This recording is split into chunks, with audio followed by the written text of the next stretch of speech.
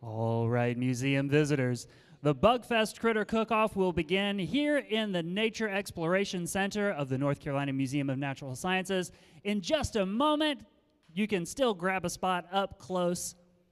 That way you can smell and see all the tasty bugs going in today's food. That's right, the Critter Cook-Off is all about the best ways to cook bugs with two local chefs going head-to-head. We'll get started in just a moment.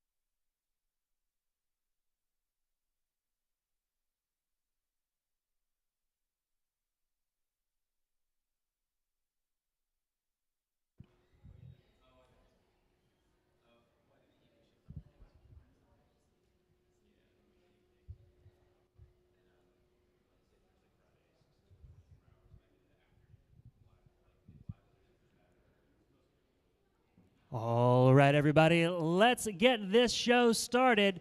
Good afternoon, folks, and welcome to the North Carolina Museum of Natural Sciences BugFest Critter Cook-Off! Today, we have two amazing local chefs who are going to be competing, making gourmet food with, you guessed it, our secret ingredient, bugs. That's right. Now I want to go ahead and get our chefs started with the heat. Let's turn on the flames. Chefs, are you ready? On your marks, get set, cook. Now that the clock has started, let me share with you what is happening today. The BugFest Critter Cook-Off is all about celebrating bugs as amazing sources of food, and this is how we choose to kick off our annual celebration, BugFest. That's right, everybody. Tomorrow, Saturday the 17th, we will fill the entire museum inside and out with all things bugs. That's science stations, activities, games, crafts, and food for everyone in the public to come visit and enjoy. That's tomorrow, Saturday, from 10 a.m. to 7 p.m. Today, right here at the Critter Cook-Off, we have two chefs who are going to be battling head-to-head to produce the best buggy dishes for our panel of celebrity judges. The catch is, as I said, they have to cook with bugs. Today, they're cooking with three different types of bugs: mealworms, superworms, and crickets. And we can talk a little bit more about the different types of bugs. But to go ahead and get things rocking and rolling, I want to very quickly introduce our two chef teams. First off, immediately on my left and closest to me is Chef Alaksha Surti. Chef Alaksha runs the Curry in a Hurry food truck and brick-and-mortar locations now here in Raleigh and in Selma. Chef Alaksha brings authentic Indian curry dishes to Wake County and the Triangle. She grew from a small catering company to a food truck and now to several brick-and-mortar locations. Her food is authentic Indian cuisine using the freshest local ingredients, halal meats, and exotic whole spices roasted and ground without using any pastes or added colors or shortcuts. Her food will entice your taste buds with worldly flavors and is sure to expand your culinary horizons. She's also appeared on the Cooking Channel and the Food Network. Recently, James Beard Award winner celebrity chef Patty Jenich approached Alaksha and cooked with her inside Morgan Street Food Hall for a mini-series, Thriving Through Food, which I think you can find and watch online, especially if you check out the Curry in a Hurry website. Everybody give it up for Chef Alaksha Surti.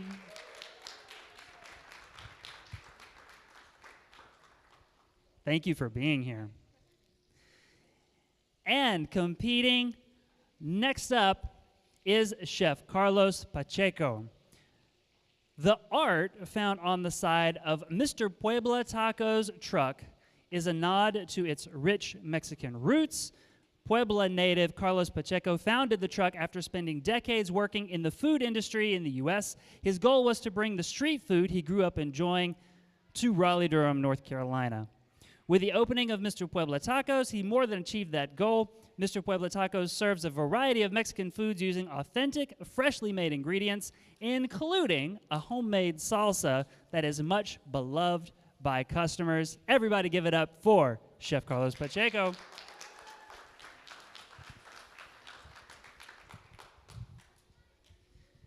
And now, let's meet our celebrity judges, shall we? I'm going to make my way across the stage here. First up is Tom Miners. Tom is a meteorologist for Spectrum News North Carolina. He's been a meteorologist since 2012, but got started here in North Carolina in 2020. Before that, Tom was the chief meteorologist at WBBJ TV in Jackson, Tennessee, not far from my hometown, actually, in Nashville, North Carolina. Nashville, Tennessee. There's a Nashville, North Carolina, too. Just down the road. Originally from Glen Head, New York, first moved to Raleigh in 2007 to go to North Carolina State University. Go Wolfpack. Where he studied meteorology. He got a Bachelor's of Science there and then fell in love with broadcasting, including a semester, okay, I'm reading, at Spectrum News. So away and then back again. Right, back home. Now, you wrote an interesting story about a tornado outbreak in 2016 that fueled this passion for meteorology and news meteorology and weathercasting. Yeah, there's all kind of different weather events that sparked my curiosity from growing up to experiencing hurricanes and blizzards in New York, but also being in North Carolina, in Raleigh, during the 2011 outbreak in April. That was April 16th, 2011. And then after that, being on air covering an EF4 tornado 2 days before Christmas in 2015. So there's been a lot of different weather events that have all reminded me and been a really helpful way to focus my vision on what I do is sharing life-saving information with the people that watch. We're glad you're here. How do you feel about tasting food with bugs? I'm very excited to grow in my opportunity to appreciate bugs and food. Excellent. That's the correct answer. Let's see if our next judge can also get the correct answer to today's trivia. Everybody meet Rachel Dunsing. Rachel joined CBS 17 in June 2021. You can watch her forecast on Saturday and Sunday evenings. Before coming to Raleigh, Rachel spent 3 years at NBC2 in Fort Myers as the weekend morning meteorologist. Rachel's also a two-time finalist for Best Weathercaster by the Illinois Broadcasters Association and has a Bachelor of Science degree in Meteorology and Digital Media from Valparaiso, thank you, University. While at Valpo, she was a member of the Storm Intercept team and chased tornadoes and severe weather across the Great Plains and Midwest, which sounds harrowing. Not only severe storms, but the place to chase them. That's where they're from. That's where severe weather's born. Rachel grew up outside Chester, Illinois, and learned about weather in science class. We love science here, don't we? And when those lessons were followed up by a tornado outbreak outside her town, took it as a sign and has been in love with weather ever since. So there's a lot of interesting severe weather connections going on here. Rachel, how do you feel about, you can grab that microphone there. How do you feel about some of the flavors you'll be having today? Well, I love Hispanic food and I love curry, so this is both great for me. And I always said I will try anything once, so let's just add some bugs to it and have some fun. Do you think we can convince you to try some of this food twice? Absolutely. Okay, that's your invitation next year to the BugFest Critter Cook-Off. Let's do it. And then third here at our judging table, everybody meet Chris Lovingood. Chris Lovingood is an anchor and reporter from WRAL. He got his career started in Peoria, Illinois at WEEK, and then in Fort Myers, which they were saying they just overlapped one another, and then Pittsburgh before coming to Raleigh, North Carolina for WRAL. Chris has won the Edward Murrow Award for Excellence in Writing in 2020 and 2 AP awards. Congratulations, that's exciting. Has a bachelor's in broadcast communications from Western Illinois University. Loves hiking, video games, and creative writing. I like those things too. They're fun. Also, I read in your bio, and we'll have to talk about this maybe after the show, that you're really into lo-fi chill hop music. It's how I vibe at night. Yep. I'm going to need some recommendations. And then also, I read that you've had some interesting stories that you've covered about talking with former FBI agents, but also why women's clothing lacks pockets. That is actually one of my favorite stories. And if you didn't know the history behind why women's clothing do not have pockets, it is actually very fascinating. Definitely look it up. If this gets boring, and it won't, we'll turn to that. But everybody can find that one on the internet. Chris, have you ever had bugs for lunch? Look, here's the deal. I have not had bugs for lunch before, so to me, it's just going to be food and protein. So I'm just going to eat it. I'm going to look at the bugs, take a little picture, and go through it. We're just pushing through this today. Just going to push through it. What I love about the Critter Cook-Off is that already, and all the crowd can attest this, I think, you can already see flavors coming out of the pans. Everybody give our judges a great big round of applause. And feel free to take a seat. So I'm going to come over here to our chefs and find out what is going on. Chef Carlos and Chef Jessica, what are you working on at the moment? We make poppers, so I'm cooking right now jalapenos, and I make a pico de gallo, and we have a queso over there. So we try to make appetizers, jalapeno poppers. A jalapeno popper, and how are you incorporating the bugs into your jalapeno popper? It's coming with superworms and chicken, queso, on top pico de gallo. So a jalapeno popper with this queso that looks very good, by the way. The bugs are going inside, and then you've got famous fresh salsa. Everything fresh. Everything fresh. There's a lot of good-looking stuff happening over here. A lot of good stuff happening. And, oh, Chef Alaksha, there go the superworms into the pan. Did you catch this? That was just a lovely little sprinkle of worms right into the top there. Tell us what you're working on. Okay, so today we are going to have spiced lamb meatballs with crickets and superworm in it.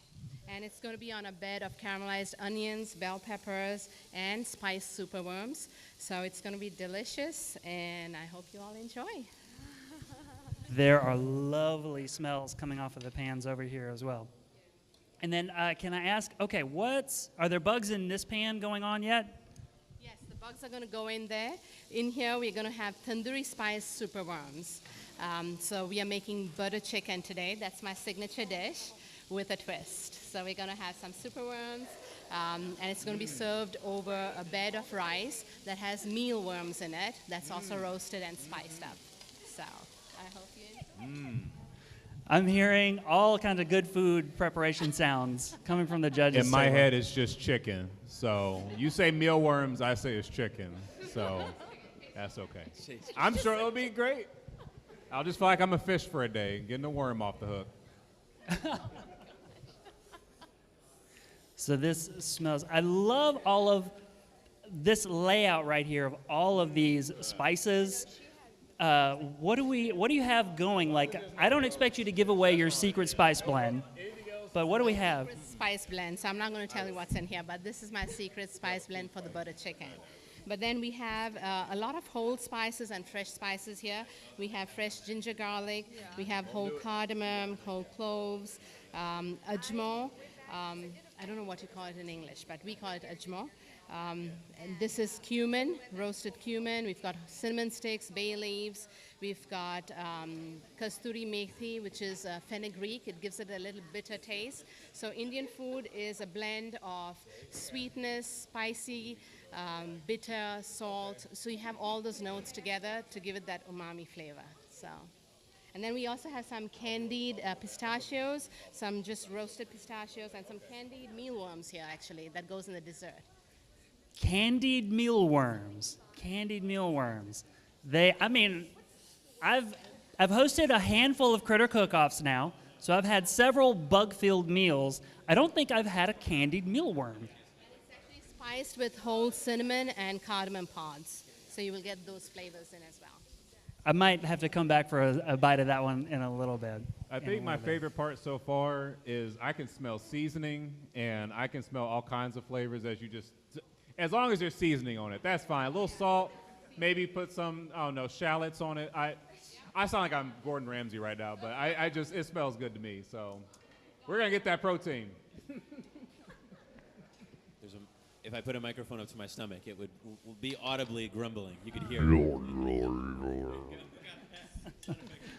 I know, with all of these smells coming through. I mean, folks out here in the crowd, what do you think? Smells delicious, doesn't it? Right, I'm going to come back over here and see if you didn't know what we was got. going into it, you'd walk in here and be like, oh my gosh, I'm so hungry. This smells amazing. Yeah, what's going on at the museum today? Yeah. See, now I like the setup that we have going, but I almost want like an Iron Chef style. I don't know, or a Gordon Ramsay type character going with it. What are you doing? You're putting too much salt into it. What are you doing? You have too many crickets and mealworms. I mean, go for it, you know. My brother's a chef. You're He's judging actually today. like a legit chef, so I'm just here I can eat the food. I may not be able to cook that well, but I can taste. My taste buds work just fine. Judge, yeah. Judge away. So today for the Critter Cook-Off, our chef contestants have to prepare 3 dishes: an appetizer, an entree, and a dessert. They've got a lot of cooking to do for our panel of judges right here, and our judges will be critiquing their dishes based on 3 criteria: taste, originality and creativity, and presentation.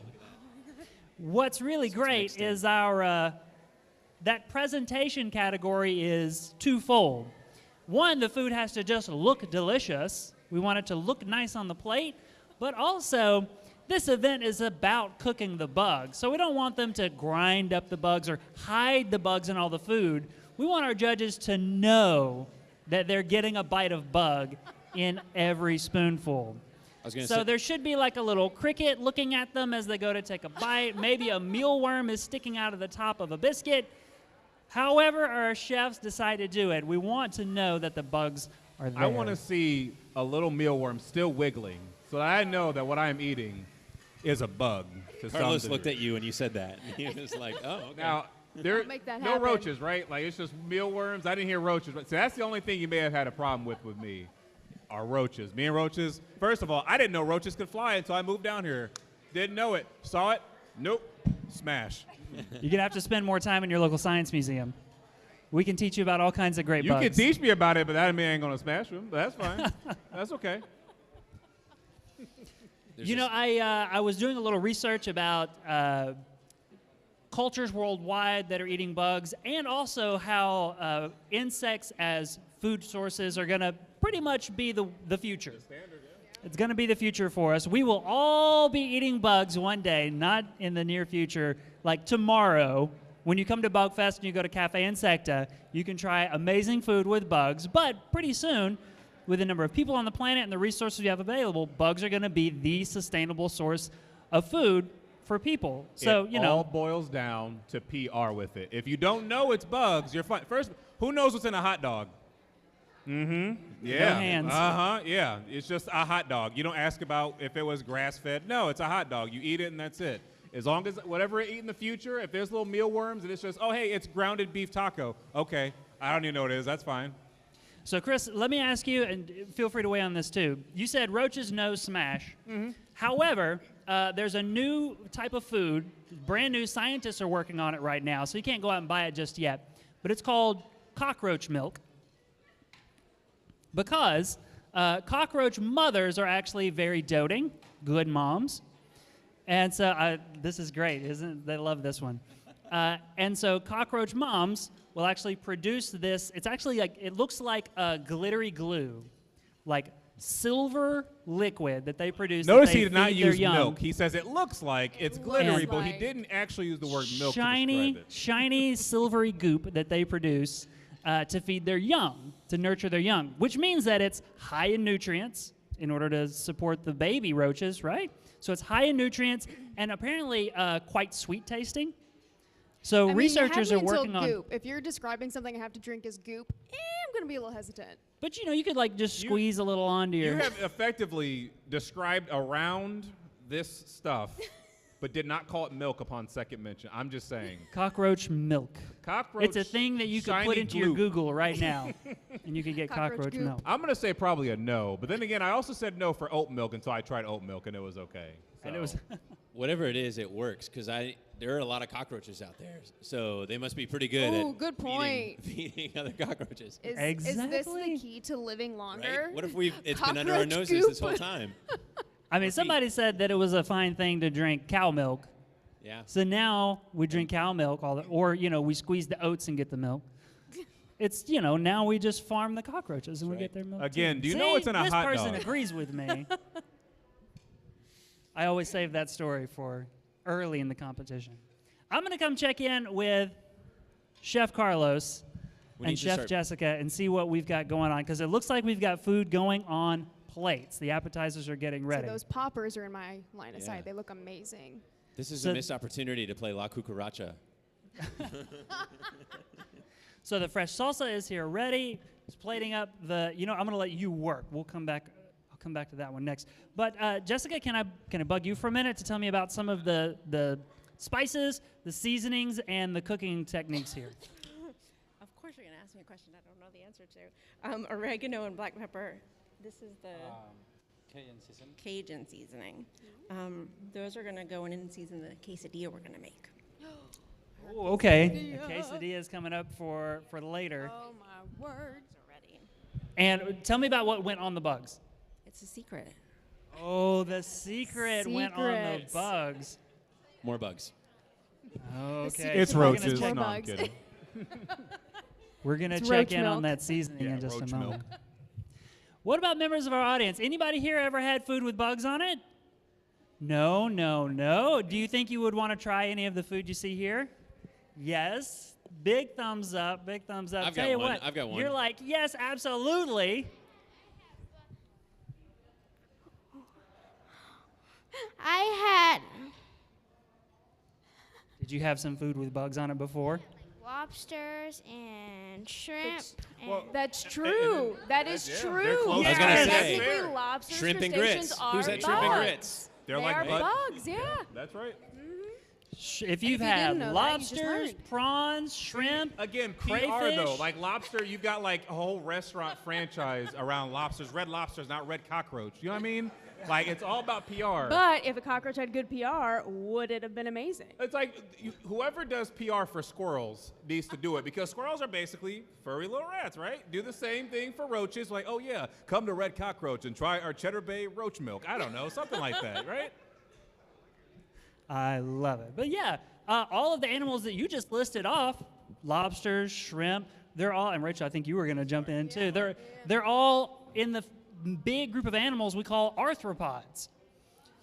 Arthropods. And so are our crickets and our mealworms and our superworms. They are all also arthropods. Arthropods, which the word arthropod just means jointed leg or jointed foot, because the way all of these, or many of these animals get around is they have the segmented feet, the segmented legs, and often segmented bodies. You got fried calamari or octopus, you know. Those are good too. Those are, I mean, Not arthropods, but. the amount of things that we already choose to eat is pretty impressive. And there's a whole level of the food web out there in the environment that we just haven't quite gotten to. Which I say we, and I should take like 8 steps back and say that the we that don't eat bugs are like Western Europe and Northern North America. We're pretty much the only place on the planet that does not already consume insects. PR, telling you. You just got to sell it. Everywhere else in the world, there are delicious insects on the menu, just about anywhere you could go. And mosquitoes need a few more predators too. Oh, You know, absolutely. we need to get rid of those mosquitoes. Get them out of here. Judges, who's hungry? You know what? I can eat. That's fine. It looks like your first plates are up. Honestly, she motivated me. The knowledge that I eat bugs all the time. You know what? I'm going to eat bugs too. You're he? Oh, excuse me. I apologize. He said he. Yes, I am excited to eat this. That's absolutely good. Excellent, excellent. Commander, you just want to take the video of me eating. Chef Carlos, We can got you to tell take a us picture. real If it's not on quick Instagram, it didn't happen. what the judges are eating? Jalapeno poppers. It's coming with rice, chicken, superworms, queso, pico de gallo. There's the worm. Okay. Thank you, Chef Carlos. And it looks like the first plates for Chef Alaksha are also just about ready. As soon as, we'll let them get a bite of that one, and then we're going to come dish this one up too. She's using a knife Oh, and a you made fork. one This is for me? finger food right here. You go ahead. All right, Yay. here's the moment. We're going to break the seal on it. Do we have napkins? Oh, yeah. If there are napkins, that would be great, but I don't mind licking my fingers. Those will be up in just a moment. That's actually really good. It's very good. Very spicy. It is very That has spicy. a kick. I'm going to take a little sip. Yeah. That's good. Yeah. This popper is popping. So good. Oh, it's very mealwormy. I'm just ignoring that. I'm just like looking away as I take it. No, I want to look at my food. We are. If I have to eat this, Eye you to will eye. look at these worms as I eat this. Here we go. They're right there. Big bite from Chris. There's so many flavors in this. It's kind of wild. Yeah. Will we be opening a bug-themed restaurant? Are we opening Red Cockroach? I'll go if you make it. You got 3. And there we you go. don't do it, That's all someone the else will. endorsement Okay. we need. We just started a Shark Tank. We'll invest. Yeah, that's what it is. There we go. We put these two chefs on the front line. Want a bite? A new collaboration between Curry in a Hurry and Mr. Puebla know what? Tacos. We got a straggler right here. And yet they already are working together. Wow. Maybe Western society should eat more bugs. It's pretty good. Pretty Like- good, right? I don't mind the superworm if we're being honest. Yeah. I don't mind doesn't- it. Yeah, it's Just not tasting it by good. itself, it doesn't really taste like anything other than what he seasoned it with, you know? The seasons overpower whatever flavor there already was. There you have it. Good. And what was that called? I'm sorry? What was that dish called?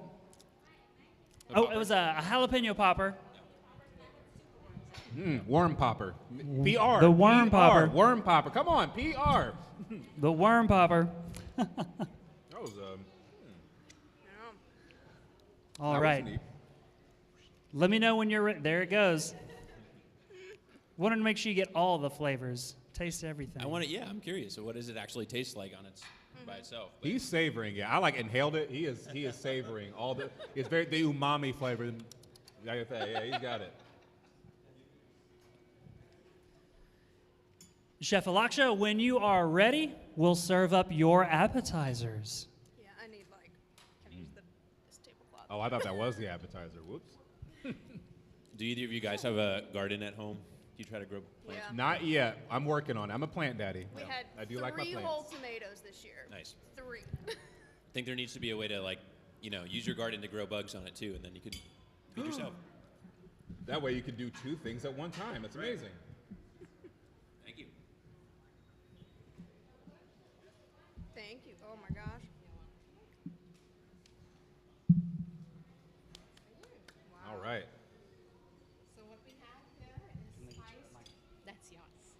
My goodness. Okay, here we are with it. What do we have? Okay, so what we have here is spiced lamb meatballs. It's got a superworm, or a few superworms and crickets in there. It's also got a bed of caramelized onions and bell peppers, which is really seasoned very well. And that also has some crickets and some worms in it. So there's a lot of worms and crickets, but it's delicious. Were these crickets grass-fed? I think it was, right? Yes. There you go. From ground to table. That's what it is. Yes. Okay. Enjoy. Thank you. Thank you very much. Honestly, that was pretty good. All right. You know, I'm just going to walk this around, let the audience take a good look at this, some of these dishes that are coming. Yeah, you can see the crickets. You can see the worms in there. See, I'm too nice. Isn't that amazing? I love lamb, so. Oh, yeah. You love lamb? Oh, I love lamb. Lamp. And it smells amazing. I love lamp. Oh my gosh, I covered it. Inside? You got a straight-up cricket right in the middle really of the did. lamb ball. Yeah, I did. Oh, and actually not just super worms. Yeah, oh, yeah. There are a couple of super Once worms seasoned and put into a dish, it is no longer a worm, it is super worm. Oh, lovely. Thank you. Oh, Donka. She saw me using the tablecloth. So we can actually talk a little bit about the some of the animals that we're cooking with today. Of course, we've got crickets. You know crickets. And then we have the two types of worms, the mealworms and superworms. Mealworms are the larvae of darkling beetles, which everybody knows and loves darkling beetles. If you're out walking along a path or on a sidewalk, just about anywhere, and you see a small black beetle go scurrying across, that's probably a darkling beetle. They're pretty common throughout, well, most everywhere. And then we have superworms, which is an extra big version of the same beetle. The mealworms are no more than about an inch long. The superworms can be about 2 inches long. They're both varieties, species of darkling beetle. One just gets bigger than the other, so it's got a little more meat for our chefs to cook with. Now, See, this dish was already a slam dunk in the waiting just because I love lamb, but like to add the super worms to it, you know, it's neat. Got a little crunch to it. You see, look right here. Right there.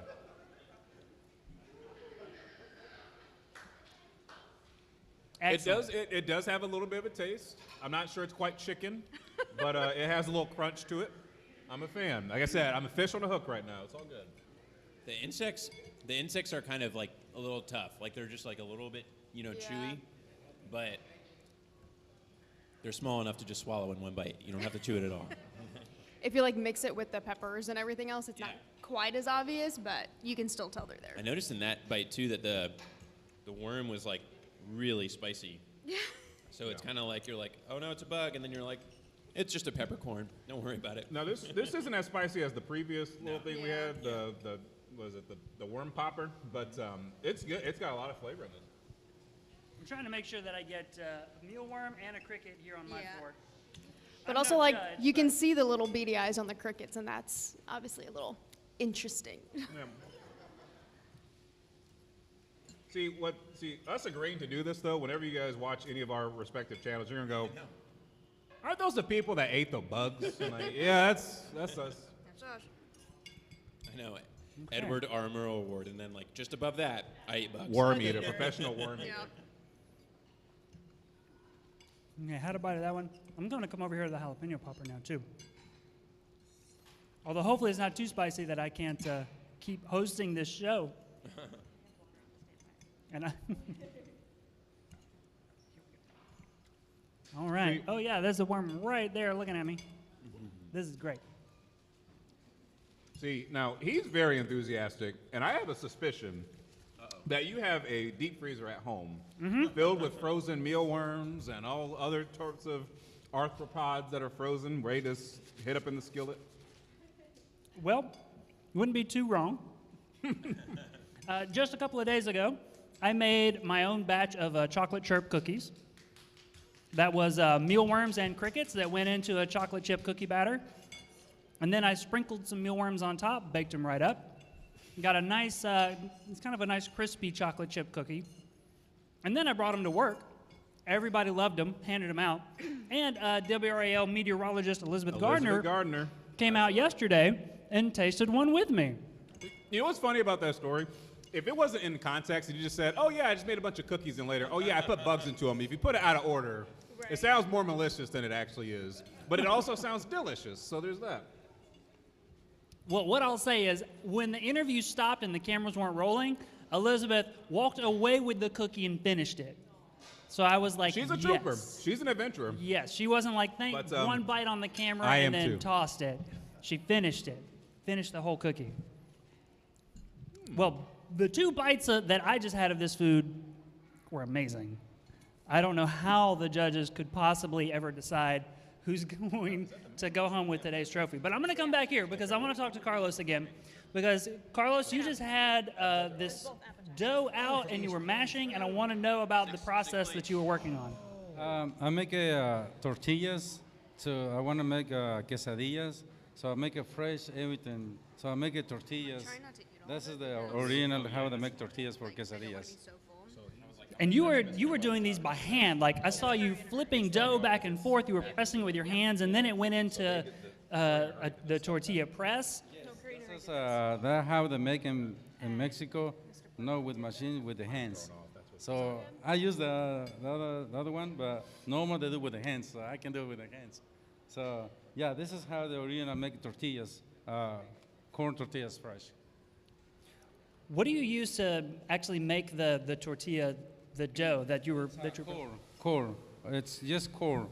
It's corn tortilla. It's corn. Just ground up corn. They blend it and make they call masa. So it's a dough, but it's just corn. Excellent.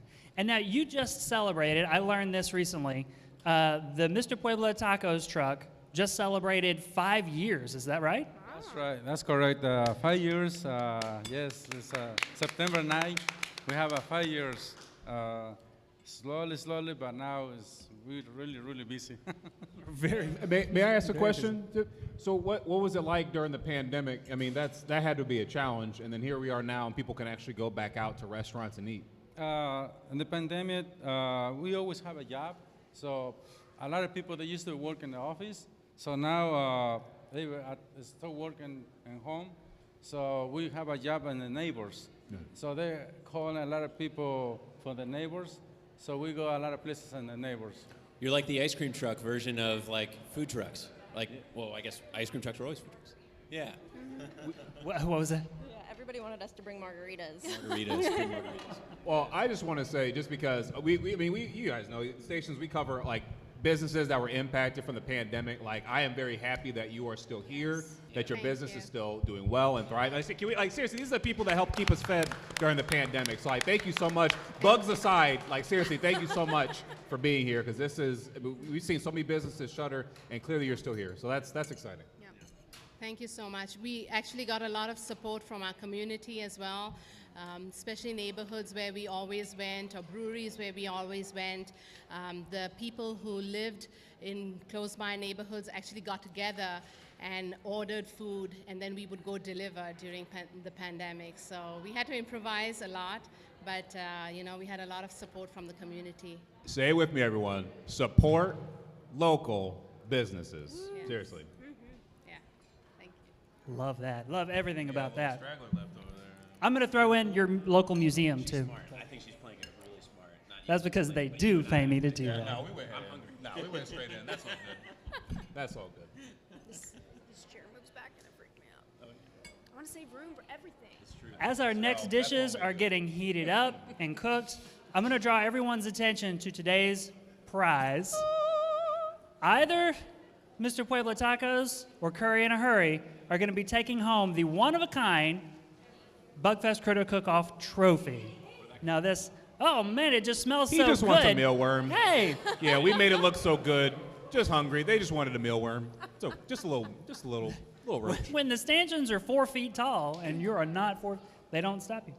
But check this out. Now you'll notice, folks, right here on our Critter Cook-Off champion trophy, we have a very special critter emblazoned on the front. This animal is can anybody guess it? It's a centipede, exactly right, a centipede. Now, a centipede is a type of arthropod that we call a myriapod. Everybody say it, 1, 2, 3, myriapod. Excellent. The word myriapod just means lots of feet.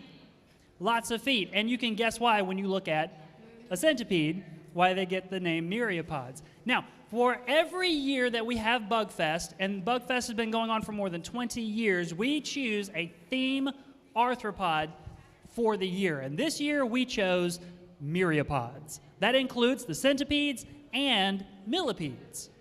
You can tell the difference between the two if you're ever wondering, by the way. Centipedes, like this one here, have one pair of legs for each segment of their body. Millipedes have 2 pair of legs for each segment of their body. So when you get really close to look at one, and I'm sure everybody here will, you can look. If there are 2 legs per segment, centipede. So it's like, this is a centipede. If it's a millipede, it'll have 2 legs sticking out on each side of each segment, or 4 legs total, so it's like, this is a millipede. Everybody can try that. You go centipede, good, and then you go millipede. There you go. Now everybody knows. Now everybody knows. Hey, dude, what's your Facebook? Oh, what's my Facebook? Yeah. Tom Miners TV, I think. All right, I'm gonna come around and collect plates. I kind of want to like do a trivia Or for you the can cook it. audience. Do trivia? Yeah, You got one? Like, I don't want to give them like something I've He's already. giving eaten. y'all homework. Y'all came to watch us eat bugs. He's coming with their homework. Well, I was just thinking like if anybody is really interested in trying a bite before I like eat on my plate, I'll get like take a spoonful and like say some sort of question. Trying to think of like a hard one though. I also happen to have science question, of plates course. and forks for our audience. Oh, you do? Oh, good. Okay, well, I'll let you take care of that then. Can I take your plates? Please. See, I am at a restaurant. I get served and everything. Red cockroach. Tip your waiter. Oh, keep it somewhere. Oh, yeah.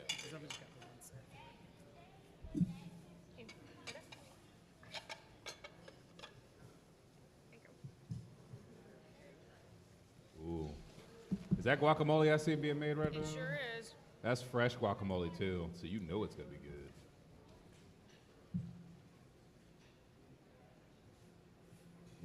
What was the one period where like there were huge insects roaming the earth? Carboniferous? Is that what it is? That period? Oh, Like huge bugs, like huge mosquitoes and the whole shebang. The biggest bug that we think ever existed was a type of millipede, a myriapod. It was probably about 3.5 feet long, and it probably would have stood about knee high. Absolutely not. Roughly. So think of a millipede the size of a small to medium dog. Like a puppy? Like a puppy? Yeah, you could have totally leashed it up and just a puppy gone say- anywhere. A puppy Yeah, peed? a millipede pet. A millipede Yeah, a pet. puppy peed. Yeah. Imagine how many Did your people that puppy would pee, feed though. or is it a puppy pee? Puppy peed. Yeah. There you Something go. like that. Exactly. Put it on We a could spit dice that roast. thing up, and that'd be a whole family for a week. Yeah. See, I would be, but if those still existed, I would be the one to like domesticate it and like call it like some like Dennis. Like Dennis, stop, get off the couch. But it's just like a little 3-foot long thing. Crawling. There were dragonflies with wingspan of nearly a foot. Okay. Right, the biggest dragonflies today, their body is about 6 inches long. The wingspan is about 6 to 8 inches. Would have been 3 times that size. Wild. Enormous animals. Which during that time period, of course, the world was a very different place. We had one giant supercontinent, for example, and the planet had more oxygen in the atmosphere. The more oxygen in the atmosphere meant that the bugs could breathe. Bugs breathe by simply diffusing oxygen in the air into their body. They don't like inhale and exhale like we do. So there has to be more oxygen in the atmosphere to actually penetrate into the animal's body. Today, insects can only grow to a certain size for that reason. There's not enough oxygen in the atmosphere to get all the way into the middle of their body in order to keep them alive. So they've become very small. I learned a thing. There you go. Visit your local science museum. Yeah. Science. Oh, is here we go. cool. I see worms I see going in the 'em. pan. What do we got going on here? I want to make a salsa with the, what was it? These are the mealworms. Yeah, I want to make salsa with the mealworms. And I have in the blender tomatoes, jalapenos, cilantro, and I got this together to make the salsa. I love it. That's delicious. I'm going to come check on Chef Alaksha's team. Chef, what are we working on this side? The butter chicken is almost ready. Oh. Rice is ready. We're going to get ready to serve soon. And I'm making some rice pudding over there with some mealworms, some candied mealworms and roasted, a lot of spices, some whole cardamom and cinnamon. And it's going to be topped off with some candied pistachios and candied mealworms and also some caramel sauce that I just made. Caramel sauce that just made. Judges, you have your work cut out for you today. Work. I know. Work. What? I mean, eating is not really work, but you know, you never work a day in your life if you do what you love, right? Yeah. Which today is eating food. Which today is eating food. And I love to eat food. Now, I know that folks who work in media, local media, you get asked to do all kinds of things. You go to classrooms and talk to students. You go to community events and show up, with or without cameras sometimes, because you're on TV. We like to meet people who are on TV. Maybe besides eating bugs inside a science museum, what are some other memorable things that you've been able to participate in your different roles? Maybe it's covering tornadoes, but maybe it's also being out and about. Think about that one. We can come back to you because This is like a whole new category for me. Well, I Yeah. covered a Hurricane Irma down in Florida for like a less fun one. Hurricane Irma in Florida was that was intense just because first of all, I was new to Florida. I had never been in like a hurricane. Tornadoes being in the Midwest in Illinois, but like a hurricane was something different. And I remember our building was, and Rachel worked there too, right after I left. And the buildings down there are like hurricane grade and whatever. And I remember I worked this shift that was 12 a.m. to noon. And I woke up after the storm had already passed and all that. And I remember just getting up. I was in a daze. I was like, what's going on? We went outside. The parking lot was flooded. Branches were down. It was pitch black outside the station. Our generators were working. And it was almost like a creepy, like a horror film, honestly. Our assignment was to go out and look at storm damage and people cleaning up and what's happening. And we had to go to like a Lowe's store. And I remember very distinctly, we went around and there was almost no lighting around Lowe's except in the garden area. And there was a really creepy sound or song that was playing in that. And I drove, was with my photographer, and we heard, I forget what song it was, but I stopped and we heard it, and I was like, we probably don't need to be over here, because I'm pretty sure this is like that point in the movie where the slasher comes out, you know? And so we left. But no, that was different, and you know, obviously seeing people impacted, their homes flooded, that was, you know, awful. But that was probably one of the more memorable moments that, not necessarily not fun, but you know, one that still stuck with me. Yeah. Yeah, definitely any sort of severe weather coverage always sticks with you, whether it's during the event and especially after the event. Like, unfortunately, you're seeing a lot of devastation and people cleaning up, but you also see a lot of resiliency from people as well. You know, a lot of people coming together, doing good things for the community and their neighbors, but also something that is fun for me when I get to do school talks and I see kids who were my age when I got into weather, who are just like obsessed with weather and asking me all these weather questions. I'm like, yes. It's just awesome. I love it. I see myself in those kids.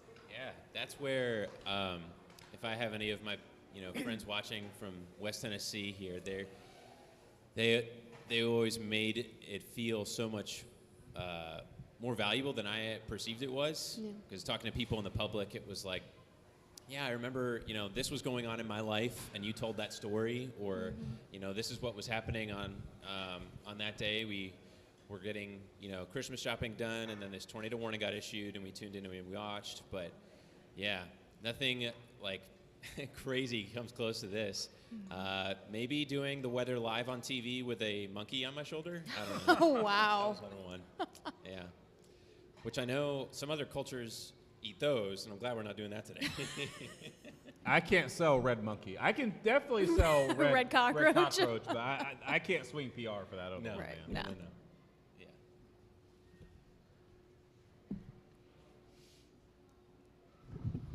All right. If you're here inside the museum and you think you'd like to try a bite of some of the food, if you are allergic to shellfish, this is for you and folks at home, you might skip on eating bugs. Shellfish allergies, we talked about this. Shellfish are arthropods, so they have the basic bodies as the insects that we're cooking with today. So shellfish allergies, maybe skip. But I'll bring around, you can grab a fork. If you think you want to try a bite. You can do it. You can do it. And then I'll come You around can with do some it. of the You tasty encourage me. leftovers. You can do it. One of the best parts of the cook-off are when other folks get to grab a little bite of this. We'll do Lots of as many adventurous as we can. people. We might run out. Who knows? This also is not like Fear Factor, right? Oh, 'Cause, absolutely like Fear not, Factor, yeah. it's like you're just eating them raw. But We are this going to is make like- you put your hand in Yeah. a bucket filled with cockroaches. Like, no, nothing like that. No, Not at all. this is going to taste good. Oh, absolutely. Yeah. Like anytime you have professional chefs making something, you know it's going to be good. Absolutely. Even if there are bugs in it. Right. Absolutely. See, now I kind of want like a strict insect-based restaurant now. I don't know. Like those dishes have been fantastic. I mean, Cafe Insecta at BugFest tomorrow. Yeah. There we go. Super How's low that for a overhead. segue? Yeah, right. Yeah. Probably be really easy or cheap to make the food, right? Low overhead.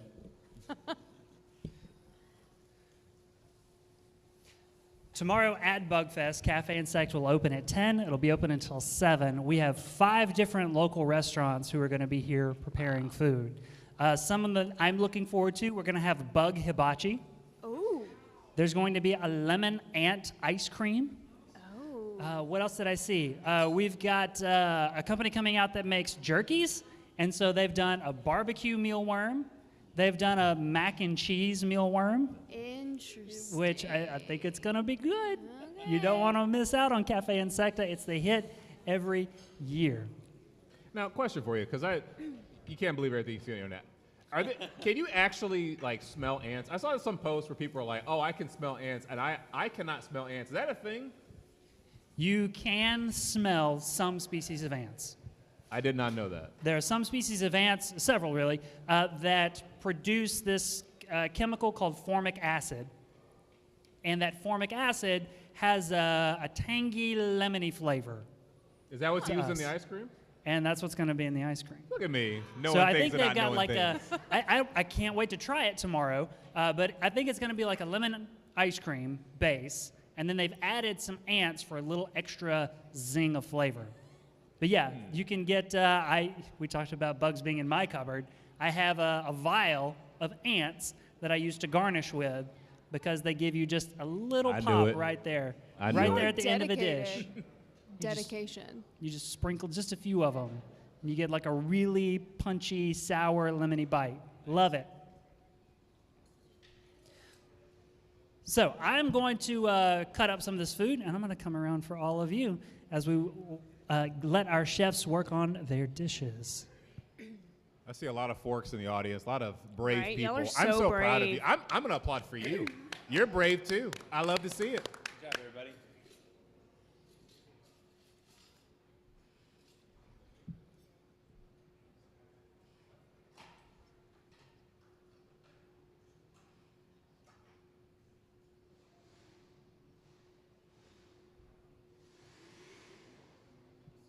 When you hear the blender, you know something's going Right. down.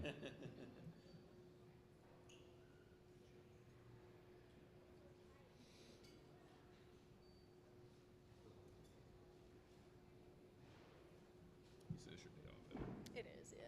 Yeah, yeah. You do weekends, right? I do. Yeah, Saturday through Wednesday, typically. We both We did. both work. Yeah. Oh, okay. Really? Very nice. Oh, how cool. Oh, yeah. Wow.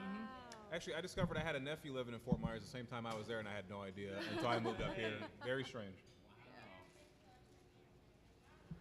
See, Yeah. the weird, and you two can speak to this. What I like about tornadoes, and this is going to sound weird. Why do you like tornadoes? Yeah. Tornadoes kind of come out of nowhere, and to me, it's like, okay, it's there. Hurricanes, you're obviously like watching the models as they come out. That gives me so much anxiety because I'm like, what's going to happen? What is it going to do? Tell me, what is Fiona going to do? Tropical storm right now, but that I almost like the surprise of a tornado because like, hello, and I'm not watching days out what's going to happen. That's just me. It's weird, I know. And tornadoes are typically over more quickly than hurricanes. You know, hurricanes, like we experienced that with Florence here in this area. It slowed way down and just dumped and dumped rain. But at least a tornado can kind of go through Yeah, just quickly. hello, bye, and it's like, maybe we got to clean up. But a Yeah. hurricane's like, Yeah. nice Both and situations slow. are terrible to be in. Yeah, absolutely. But Now, you do know that hurricanes commonly produce tornadoes, though, right? See, I love how you just gave me more things to worry about. Like, It goes deeper. I'm not a meteorologist. Like, I know a hurricane, I know a tornado, but the fact that a hurricane can like spit out tornadoes, awful. Wonderful. On top of the basmati rice, right? Look at the smile, so happy. Like, yeah, please eat my worms. Butter chicken, tandoori spice superworms on top. And we've also got some mealworms with rice. All right, so it looks like a main dish is coming down. Yeah, you. Look, Oh my goodness. that's presentation right there. Get the shadow. There we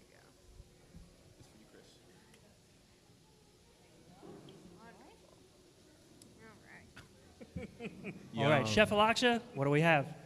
All right, so we have some tandoori spice superworms on top to give it a crunch. And then I've cooked the chicken, the butter chicken, with the superworms as well.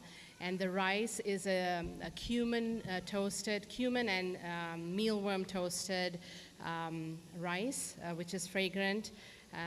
It's all the worms are spiced up, so hopefully you'll enjoy it. Thank you. It's like tikka masala. It's got I'm kind of like wormy tikka masala. Wormy masala. See, PR. That's all it is. We're, more PR. All right, I'm going to come around, grab a little bitty bite. Remember, okay, so this is mealworms, chicken, rice, jalapenos, cheese.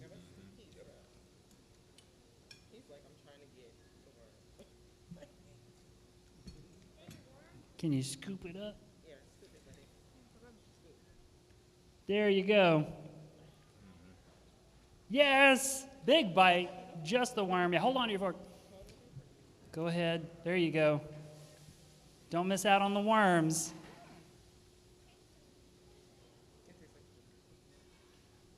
Here we go, everybody.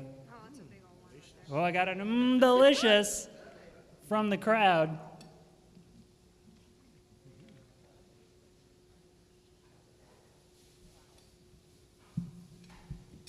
We good, coming around. 5 stars on the jalapeno poppers from the crowd, Carlos.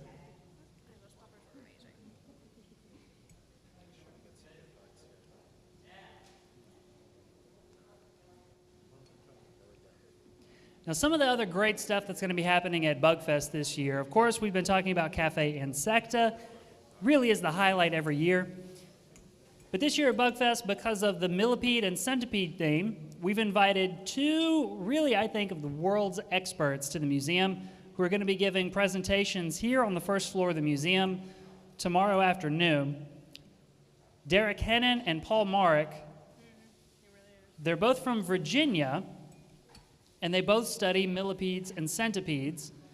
Derek Hennon actually is quite well known for his millipede research because he recently named a millipede after singer-songwriter Taylor Swift.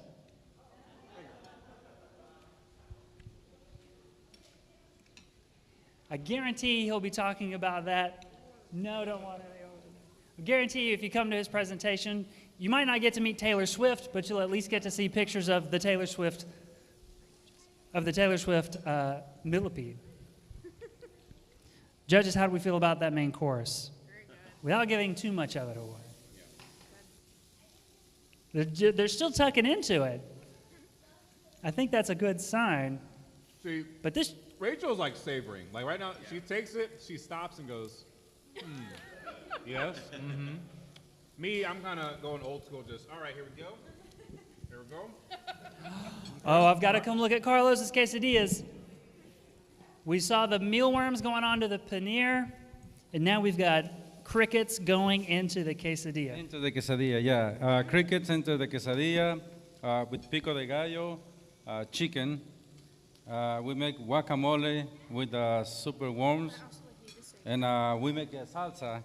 We make a salsa with what is the other one? New, yes. I guess I didn't think about it that way. Almost so close we finished, so close. So this one, every component going into this quesadilla has the bugs worked into it. That's just great. And this is the rice pudding. Rice pudding with the mealworms and the candied mealworms. I'm also going to put some saffron in there to give it some flavor, some cardamom and cinnamon sticks as well. Will there be doggy bags to take home some leftovers by chance? Absolutely, we have a lot. We have a lot. Lovely. You're welcome to take That's some. lovely. Anyone who wants to try can try it too. This is great. Yeah, I know. It's like, let's make a plate. I purposely, for lunch today, for like work, only packed snacks. So like pretzels and apple. I'm getting filled right now, so this is perfect timing. I had like the tiniest breakfast this morning because I knew I was going to be eating so much. She knew the assignment today. It's going to be hard to go Wanted- on TV and wanted talk lots of- without like wanting to burp in the middle of your weathercast. But hey, then you've got something to talk about. Oh, excuse me. I had a meal with bugs. Today is going to be partly cloudy over. Oh, excuse me. Sorry about that. A little mealworm there. We're standing at Salisbury and P Street talking about, we're reporting on the water main break outside the Museum of Natural Sciences. And, When excuse somebody me. flubs up and Is says that- hurricane mealworm, that's how you know something may have got mixed there. Okay, let me come around. Here is the lamb. If anybody wants to grab a bite, lamb He didn't say bugs. He said lamb. and bugs. Lamb bugs. Hit on the main theme here. Come on and grab some right there. Don't miss out on the mealworms. All right, Al, I see you. Bravest person in the room. Right there. Yeah, right there. Bravest person. Straight into the bugs. Actually avoided the meatball and went for the mealworms. How is it? What do you think? How is it? Good? It's good. It's good. Enough said.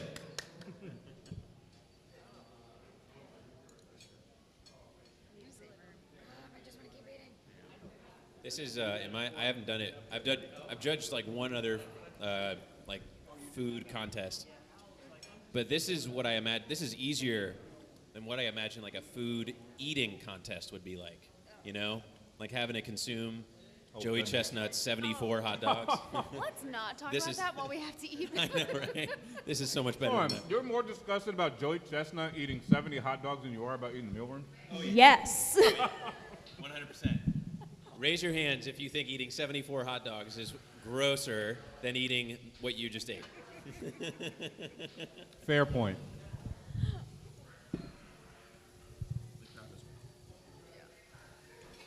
Do you know what's in a hot dog? No, I'm kidding.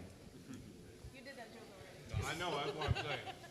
Call back. Have you been paying attention? I need to savor them. I need them I know, it's hard. So hard. Somebody take this away, it's so good. Somebody take it away. It's so good, he says. I'm used to finishing off my fiance's food, so I will just keep eating. You've got. I'll make room. I'll make room. Don't forget, you have 3 more plates coming your way. 1 more main dish, 2 desserts.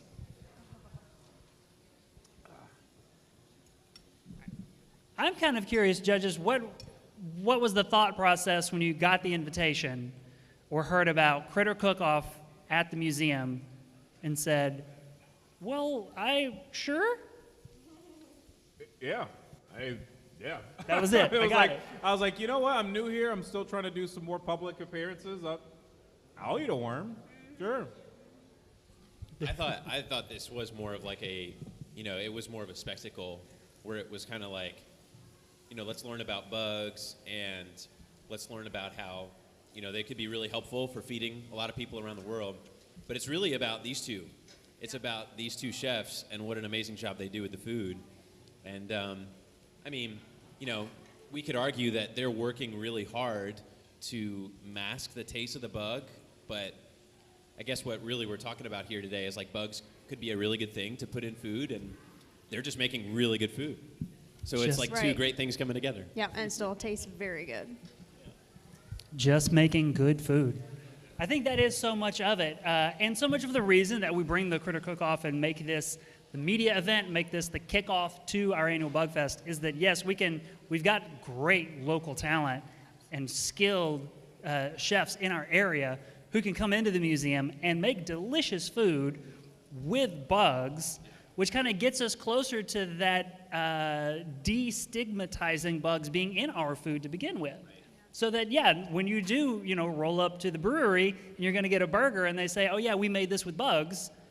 Oh, okay, yeah.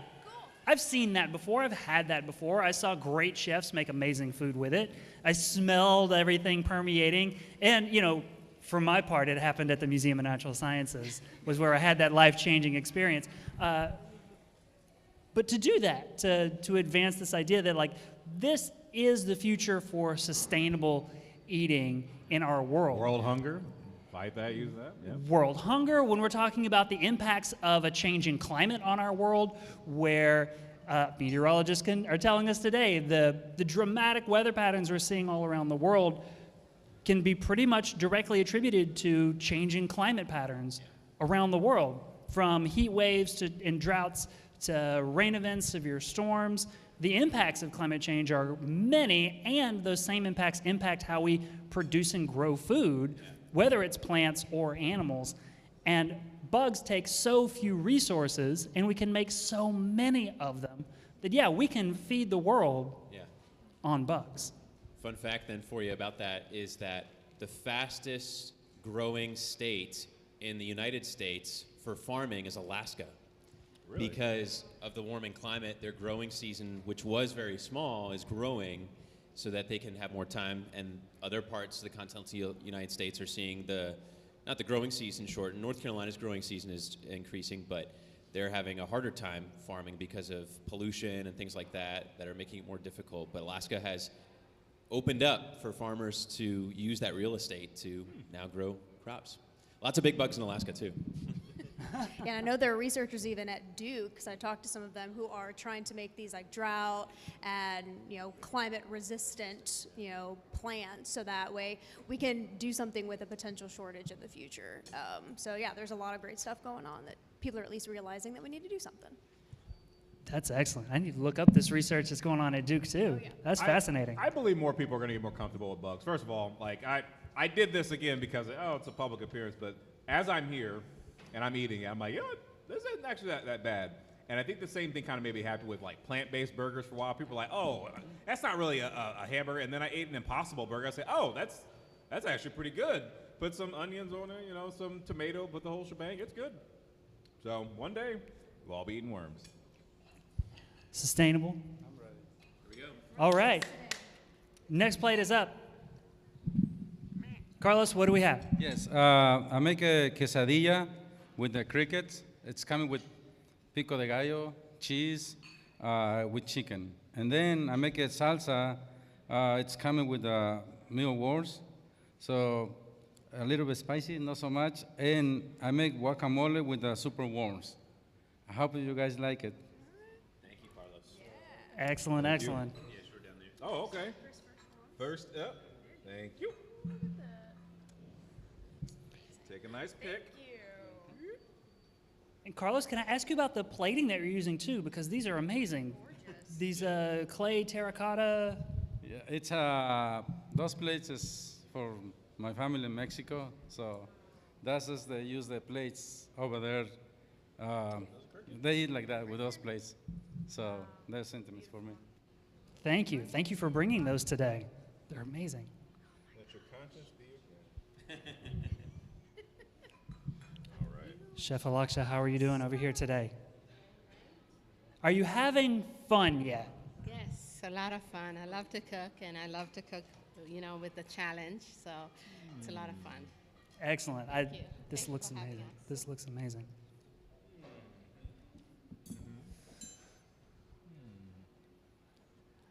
Our judges are digging in.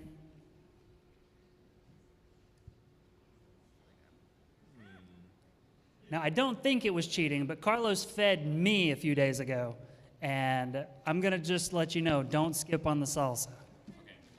Go all in on the salsa. I don't think you can go wrong. I made a friend. It's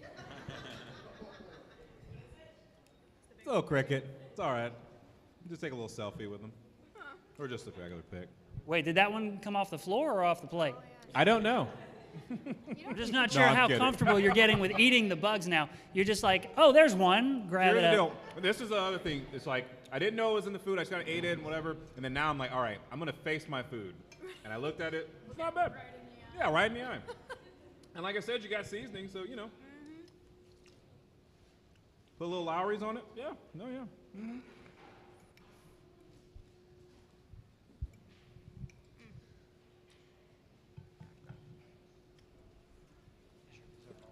I would say this, not to single anything out here, the hardest thing about eating crickets is the legs with the different little razors on their feet. I can feel it. That might be the hardest part. I was talking to someone a few days ago and I told them that I had agreed to do this. I said, honestly, the thing I'm most worried about is getting a cricket leg stuck in my teeth.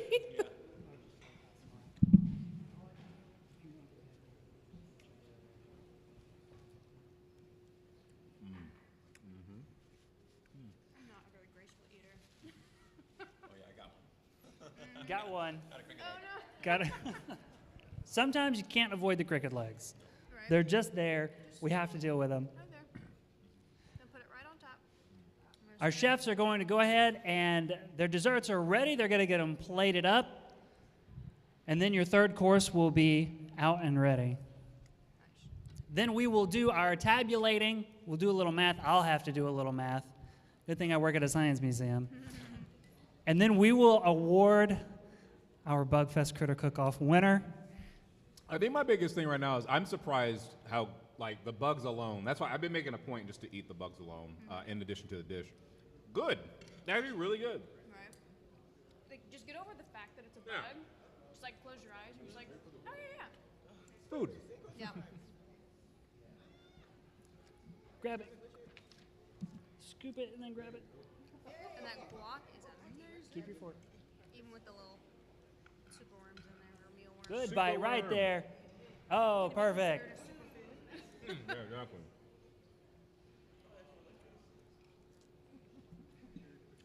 Oh no, these are a lot small. I like this size instead. Now I'm gonna guess we have family here, Chef Alaksha's family. So you've probably eaten this more than once. All the time. All the time. All the time. Have you ever had it with mealworms? No, we haven't. And she's avoiding the mealworms. She's grabbing the chicken.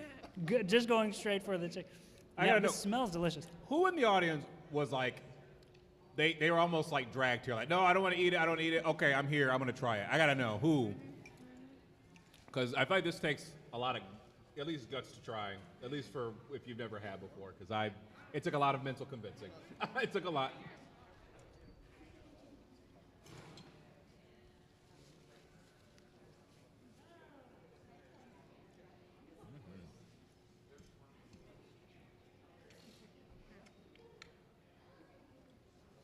Just right there. All right, I guess we're gonna Here go we on that go. side. Well, no, let's do this side. There he is.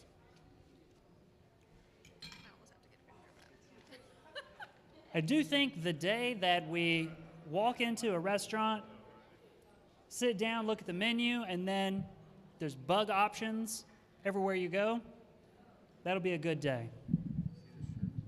Right, what are the health inspectors gonna do when that day comes? Yeah, right. That's true.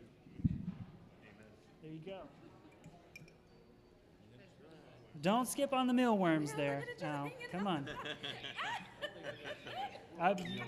They were cooked in there, so even if you can't see them. There you go, Tim. Yeah, that's the bite right there. Thank you, bro.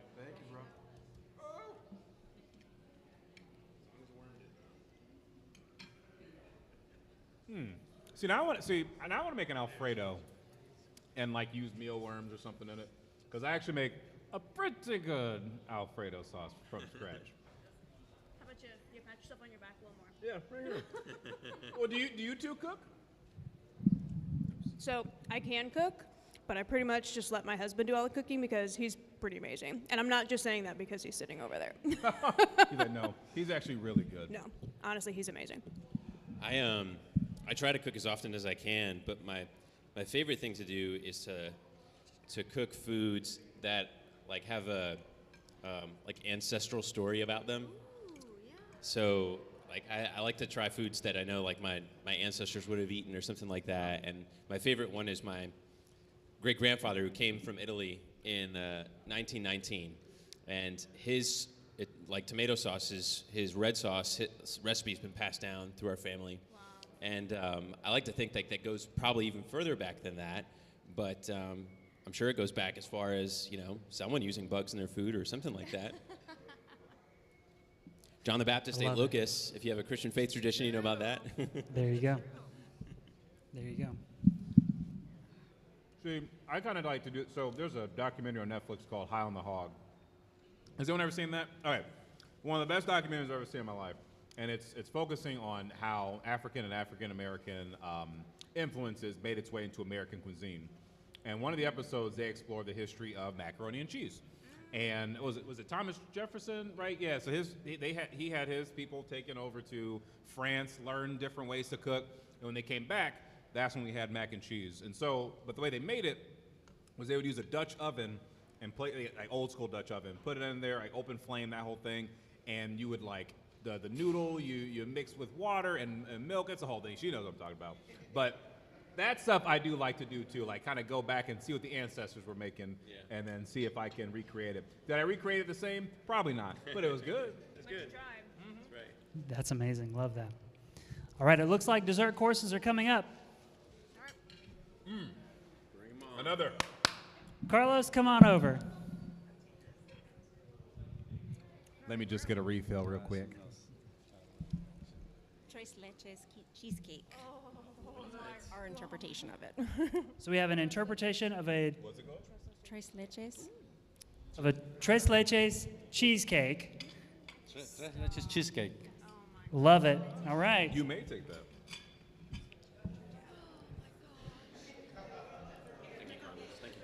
The museum is not responsible for any extra calories consumed today. We're responsible for the good ones. For the good ones, yeah. Oh, I see a little leg sticking out.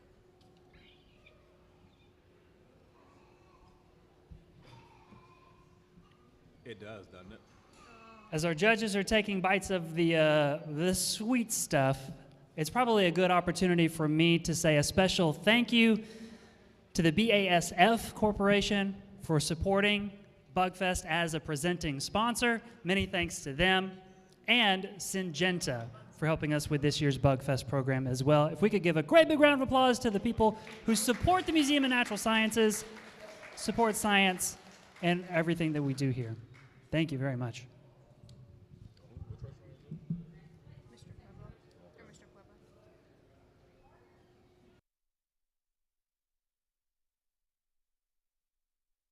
Superworms, the other worms, right? Mealworms. Standard so worms. Yep. Did you want to tell us where we've got bugs in this one? There's candied mealworms in each layer of the cookie crust, and then the candied pecans as well. There's mealworms in there as well. They are in the pecans as well? Yeah. I'm glad I went to the gym today. Candied mealworms and everything. Through the whole thing. Just mealworms. Mealworms through the whole thing, every layer. Yep, I see it. Candied mealworms. I see it. It looks I see them amazing. and I Oh accept my them. gosh. If y'all can see it. I'm gonna come take a peek at this. I one, embrace too. the worm. This is gorgeous. This one's We've really got interesting, candied actually, 'cause mealworms the- here with pistachios. We also have mealworms in the rice pudding. So there's a lot of flavors from the worms, but you can still taste it because it's a little chewy and crunchy. What goes into making a rice pudding? Like, what's the basic ingredients there? Well, I do use a lot of spices, fresh cinnamon, cardamom, that gives it the flavor, the Indian flavors. And then I use some coconut milk, actually. There's coconut milk, some heavy cream, and then, of course, my favorite rice. And so it just makes it nice and creamy when you cook it all together, and then top it off with some caramel on top. So we make this all the time. We make this all the time in India, but this has a twist to it, my twist. That's not the bugs. So there's two twists: the personal chef twist and the bug twist. So if I may, I'm not a marketing major by any means, but so this is food that you're making specifically for this occasion, correct? Yes. I firmly believe if once a year you had a period where, hey, this week we're serving these very interesting dishes, I have a feeling people would be. People try it. I think people would try it. Seriously, I think they would. I think absolutely for like 1 week. Hey, today Monday night we're trying cockroach fajitas, or we're trying, tikka mar warmies or something, and then it's done for the week. I think the more you do, I bet you would create so much buzz. I bet you, and I would be there. Nice I would be pun. 100% be there. Nice Yeah, pun. the buzz. Actually, I cook the butter chicken I have that on my menu. That's my signature dish. So that's what I serve for the main course. But of course, I added the bugs to it. And the meatballs also I cook on a regular basis at my restaurant. So that's with a twist as well. I'm telling with the you, bugs. But 1 week maybe I each year. should. Yes. See, what I'm envisioning Maybe tie now, it into BugFest. we could tie it into BugFest, but what Here's I'm what you do. envisioning is like the BugFest food truck rodeo. Here's what you do. And the trucks roll up and they're dishing out buggy food in addition to like the bites that you can get at Cafe Insecta. You get a whole meal with it. Here's what you do, and this is free ideas from me. You're welcome. So what you do is you find somebody who's willing to give out some kind of prize. I don't know, anonymous donor or something like that. You get a ticket. Everyone can go downtown. You get a ticket at a restaurant, and you have to try each dish at each restaurant. And after you try the dish, you get a stamp. At the end of the thing, all right, the museum collects all the tickets, and whoever is ticket number, I don't know, they're all numbered. You're gonna win whatever, and I don't know, access to this, that, and the other. Go home with like a cash prize. Get you promotion. Everyone tries bugs. Everyone's happy. Because this is fire right here. I actually really like this food. Mealworms on top. There you have it, everybody. I think we should do that. I think the marketing people are down here too, keeping an eye on me. So I think they just wrote that down Free and took some ideas. notes. Go ahead, take them while you can. Thank you. There you go. You've got a lot of candied mealworms on top. There's a lot of mealworms inside. Thank you. And for the record, I know you like to switch around like the media folk that come back, but if you want me to come back next year, your boy's down for it. There it is. Everybody, you heard it here. Chris Lovingood's coming back next September for BugFest 23.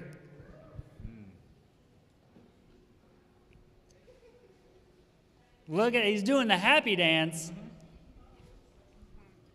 The reason I'm doing the happy dance, both of these desserts actually have taken me back to my childhood. Not because of the bugs, but because this one, so my favorite dish that my mom makes dessert-wise, she's a fantastic chef, is banana pudding. And granted, this is not banana pudding, but the texture of it takes me back to when she's made it. This one, another dish that she used to make, it kind of takes me back to a little bit. And so I'm like, I'm happy. This is great.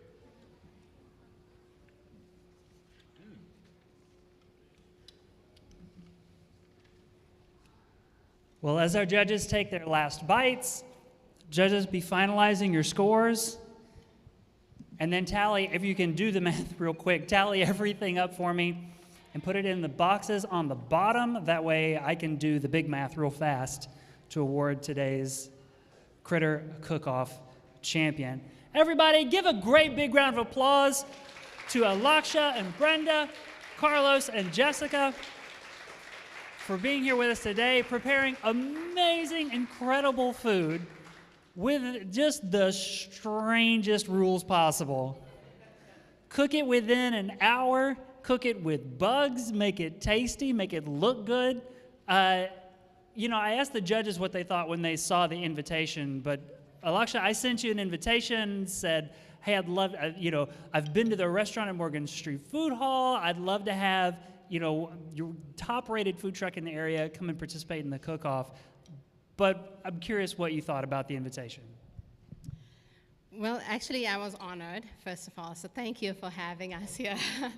But just the challenge of it, to have bugs in your food and to make it taste delicious, that's up my alley. I love that, so thank you. I just enjoyed doing this. Well, I give it up. I'm so glad that you could be here with us today. So glad. Carlos, same thing. Now, back in 2019, you came to the museum and you and I prepared a quesadilla with worms in it as a promotional video for BugFest for that year, but that was back before the pandemic started, and it was just for the video outside. But what about actually having to compete and cook bugs today? Well, I'm comfortable, and like you said, a long time, 2 years ago, probably 2 years ago, and every single day, all the time, always create it, and more, the food always try to make it always delicious. So I'm happy, and I hope so everybody like it. The quesadilla and the salsa and guac, and the dessert too. So thank you so much for having us, and really thank you so much. We're glad you could be here. Thank you both. All right, judges, do you have your final scores prepared and ready for me? All right, everybody, hang tight. I'm going to count as quickly as I can, and I will figure out who today's winner is. That's why they give us 2 spoons. Right after the other. Oh, yeah. And that's why we get 2 spoons. One for each hand, one for each dessert. No, I don't need to go for a walk later. Yeah, no, walk this off. It's Take a so little hard not gonna be snooze. just like fall asleep immediately. I gotta work at 3, but may take a little cat nap. See, today's my day off, so I can literally go back home and take a nap if I want to. Lucky. I planned this properly. You surely did. Smart, smart, smart. Gosh, it's so good. Yeah, it's good. Yeah. All of it. Tony, next year, Bug Week. Do That's it. right. Every restaurant downtown, Bug Week. I'll be there. I need Chris to confirm this too, but I also wanted to bring up today that I don't know if it's a myth or fact, so we'll need to have him confirm, or the science team here, that every person eats an average of 8 spiders in their lifetime, in their sleep. Is that true? I hope not. Well, during their sleep, right? Yeah. So I have a CPAP machine at home because I got sleep apnea, so no bugs crawling in there. At least you. hope not. So I can confirm, yes, everyone in here, regardless of whether you eat meat, eat vegetarian, or eat vegan, you are eating bugs. The FDA produces this handy guide about food defects. And you can find the PDF on the internet, you can scroll through it, and it has acceptable levels of all kinds of fun and interesting things, including insect heads, insect parts. There's other things I won't talk about here because you just ate. But if anyone ever enjoyed a cookie that has that fig paste in the middle of it, a fig cookie thing, yeah. Like a fig Newton, yeah. Yep, I work for the government. I can't say it out loud, I think. So a fig paste is allowed to have up to 13 insect heads per 100 grams. I think a jar of peanut butter is allowed to have something like 1,000 milligrams, or like a gram, up to a gram of insect parts in a jar of peanut butter. And the list goes on and on and on. But like, how do you decide that though? Like, you're just going, okay, how many heads? That's 5. Put 2 more in there. Put 2 more. No, that's way too many. No, we'll cut it off at 13. Yeah, take 1 out. No, that's good. 13's a good number. You know, the process of science puts us through all kinds of paces to figure out what's good, acceptable, safe, and what is not. So, you know, question, data, and then results. And we come up with numbers like that. Speaking of numbers, I have the results for our Critter Cook-Off winner. Chefs, if you could join me here in the front. Look at this shiny trophy, everybody. I know they want it. Chefs, thank you so much. Well done. This has been so much fun. I'm so glad you could be here with us. Even not getting the trophy, we all had great food and a great time, so I hope that that is much appreciated. The winner of the 2022 BugFest Critter Cook-Off is Mr. Puebla Tacos! There he is, the bug chef. There he is, so millipede. By the narrowest of margins, chefs, thank you so very much for being a part of our competition today. Thanks all of you for tuning in wherever you watched online. Thank you to all of you for coming out. And I cannot wait to see you all at BugFest tomorrow beginning at 10 a.m. Thank you to our BugFest presenting sponsor, BASF, and sponsor Syngenta for helping us put on this great event. Everybody, go out, find a nice, tasty bite of bug. We'll see you again soon. Bye, everybody.